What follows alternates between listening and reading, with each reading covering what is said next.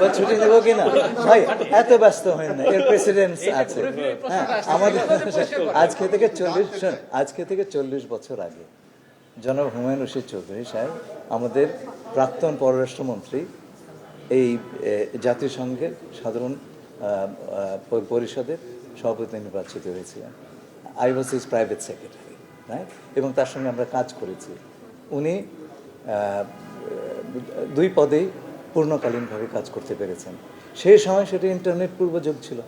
আজকে কিন্তু আপনি সিজলেসলি দুটো কাজ করতে পারেন। It's normal to do so, তাই না?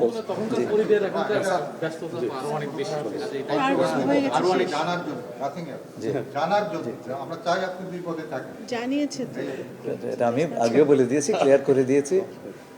অনেকেই বলেছেন যে এখন যিনি আছেন জার্মানি, উনি তো পররাষ্ট্রমন্ত্রী ছিলেন, উনি তো ওই পদ ছেড়েই কাজ করেছেন। আসলে যে জিনিসটা হচ্ছে, উনি গ্রিন পার্টির নেতা ছিলেন, গ্রিন পার্টি ইলেকশনে হেরেছে, সুতরাং পররাষ্ট্রমন্ত্রী থাকতে পারেননি।